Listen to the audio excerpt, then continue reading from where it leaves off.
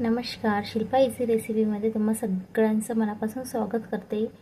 तर आज मी बनवणार आहे शेंगदाण्याचं बेसन। जर खूप कंटाळा आला असेल, तर काही भाजीचं नसेल किंवा काही बनवायचं कंटाळा आला असेल, तर हे असं 5 मिनिटात बनणारं बेसन आहे। तर आपण रेसिपीला सुरुवात करूया। साहित्य बघा, 1 वाटी शेंगदाणा, 3 हिरव्या मिरच्या घेतलेल्या आहे,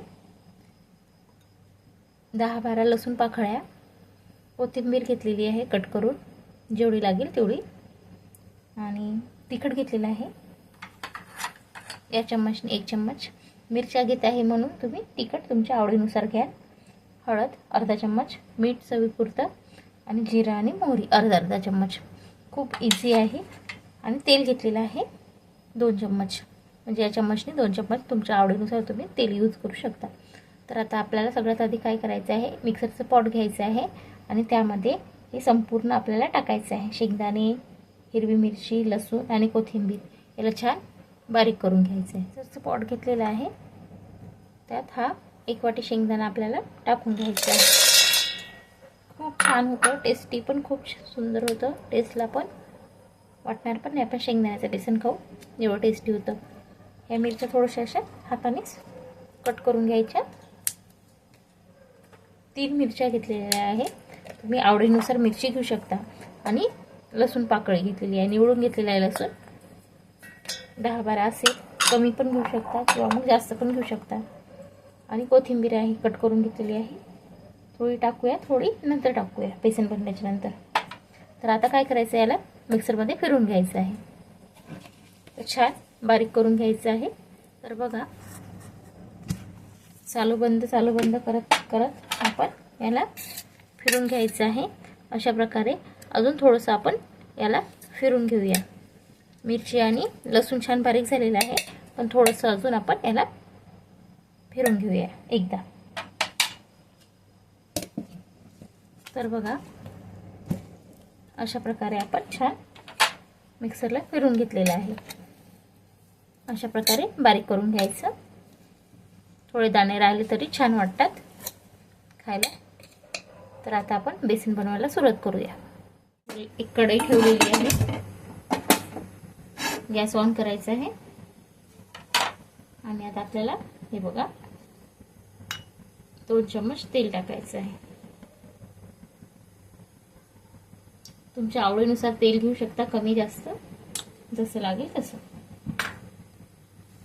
आता तेल छान गरम करून घ्यायचं आहे, त्याच्यानंतर मग आपण जिरा आणि मोहरी टाकणार आहोत। तेल गरम झालं का तर आपण आधी चेक करूया। तेल आपलं छान गरम झालेलं आहे। आता आपण मोहरी टाकूया, अर्धा चम्मच मोहरी आहे।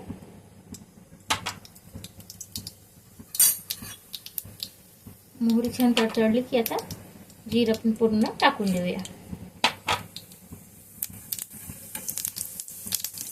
गॅसची फ्लेम थोडी आता कमी करायची आहे।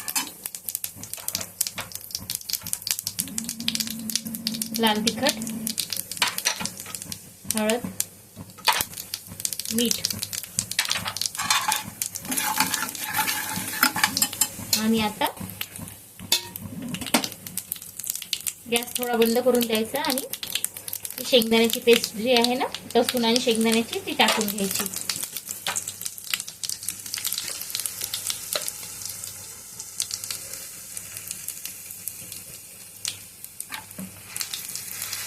छान स्मेल येऊ राहिलेली आहे। आता याला छान परतून घ्यायचं, मिक्स करायचं सगळं।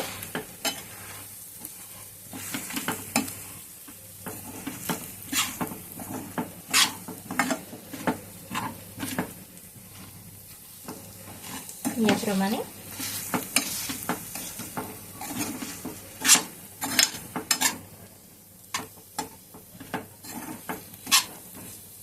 आता याच्यामध्ये छान मिक्स करायचं। याला परतल्याच्या नंतर काय करायचं, आवडीप्रमाणे पाणी घालायचं, म्हणजे तुम्ही जसं घरी रेग्युलर बेसन करता ना त्याप्रमाणे पाणी टाकायचं। तुम्हाला जेवढं घट्ट पातळ जसं हवं असेल त्याप्रमाणे आपण पाणी याच्यामध्ये टाकायचं। याला छान परतून घ्यायचं, म्हणजे भाजूनच घेतल्यासारखं घ्यायचं छान, आणि मग त्याच्यामध्ये पाणी टाकायचं। बघा अशा प्रकारे आता हे छान असं एकजीव झालेलं आहे की नाही, आणि छान परतल्या पण गेलेला आहे, कलर पण चेंज झालेला आहे ना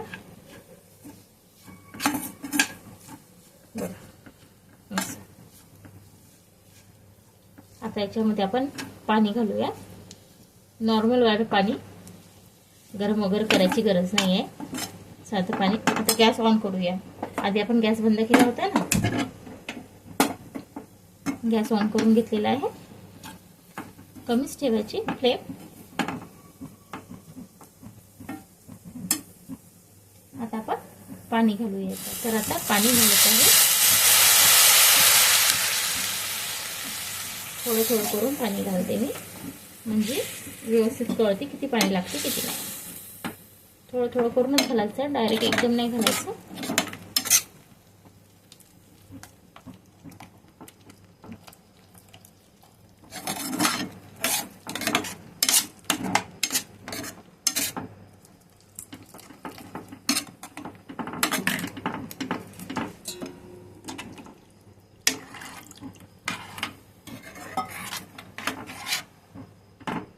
एक ग्लास पाणी टाकलेलं आहे, आधी अर्धा आता अर्धा, म्हणजे मी संपूर्ण एक ग्लास पाणी घेतलेलं आहे.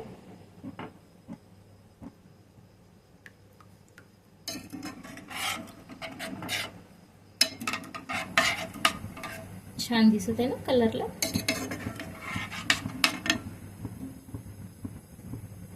आता याला छान उकळी काढून घ्यायची आहे, म्हणजे छान शिजू द्यायचं आहे त्याला. 10 मिनिटं शिजू द्यायचं, म्हणजे कलर छान येतो त्याला परत.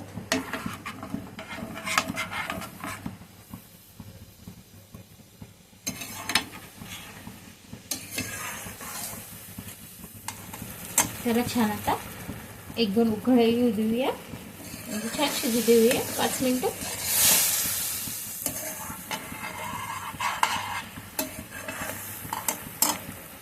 जेवढं जास्त शिजेल तेवढे बेसनाला टेस्ट छान येते, म्हणून त्याला छान अशी उकळी येऊ द्यायची. झाकण बंद करून ठेवलेलं आहे. गॅसची फ्लेम कमी केलेली आहे. बघा आता आपण झाकण काढून बघूया. बघा, वाव, छान शिजलेला गेलेला आहे. बघा मस्त असं, बघा किती सुंदर झाला ना.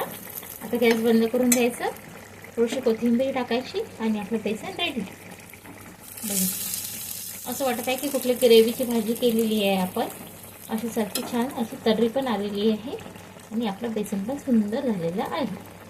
तर आता गॅस बंद करूया आणि आपलं बेसन रेडी झालेलं आहे. छान गरम गरम चपातीसोबत, छान असं भाकर किंवा चपातीसोबत कशासोबत पण तुम्ही खाऊ शकता, किंवा भातासोबत पण छान लागतं. तर आता गॅस बंद करून द्यायचा. गॅस बंद केलेले आहे. थोडीशी अशी छान कोथिंबीर टाकायची, मस्त अशी. बघा छान असं बेसन रेडी झालेलं आहे. आता आपण एका डिशमध्ये काढून घेऊया. बघा एका डिशमध्ये काढून घेत आहे मी छान.